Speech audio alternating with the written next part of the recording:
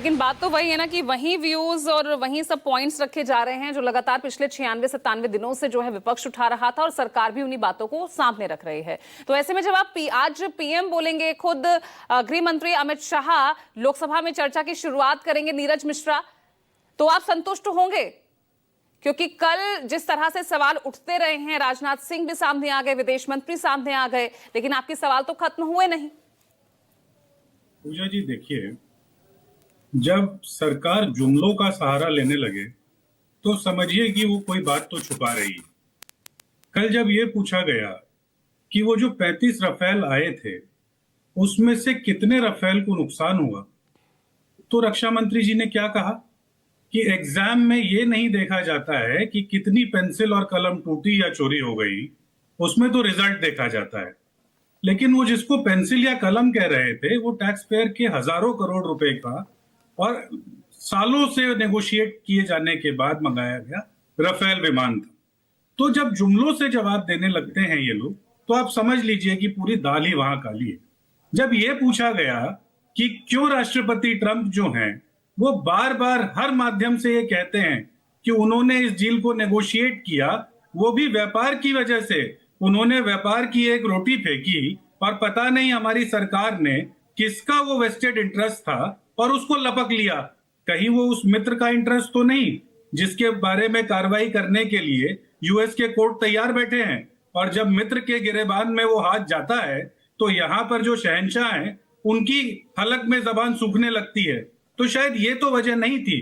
तो सरकार ने तो कोई जवाब नहीं दिए। और सबसे बड़ी बात क्या थी पूजा जी, देखिए, इस मुद्दे के ऊपर 3 बड़े पहलू थे।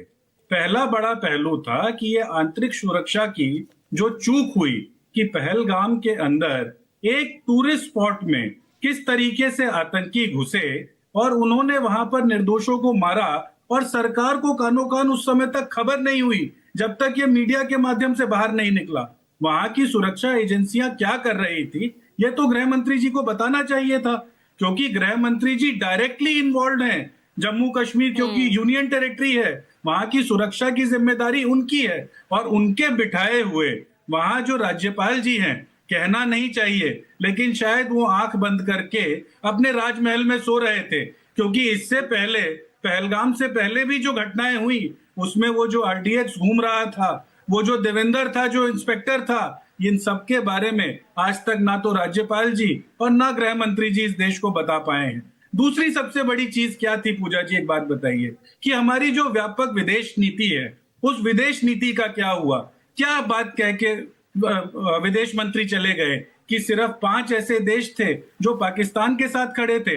आप मुझे ये तो बताइए, देश को ये तो बताइए कि आपके साथ उस तेज स्वर्ग में कौन सा ऐसा देश खड़ा होकर ये कह रहा था कि पाकिस्तान एक आतंकी देश है? जैसे ही ऑपरेशन सिंदूर को आपने विराम किया, आईएलओ ने उनको लोन दे दिया, वर्ल्ड बैंक ने पाकिस्तान को लोन दे दिया, आपकी जो विदेश नीति थी उसका तो बट्टा लग गया। और तीसरी सबसे बड़ी बात जो पूजा जी इस पूरे ऑपरेशन सिंदूर के दौरान थी वो थी कि मिस इन्फॉर्मेशन का जो खेल था। हम लोग इस बात को क्यों नहीं मान रहे, देश के रक्षा मंत्री, विदेश मंत्री ये क्यों नहीं कह रहे कि वो प्रत्यक्ष रूप से तो पाकिस्तान से लड़ाई हो रही थी, लेकिन अप्रत्यक्ष रूप से कैसे चीन उनकी मदद कर रहा था? चीन ने क्या स्टेटमेंट दिया? विजय शर्मा, यानी पहले दिन की बहस के बाद तो सार तो यही निकल रहा है कि जो सवालों के साथ विपक्ष बहस से पहले खड़ा हुआ था वो सवाल अब भी बरकरार हैं।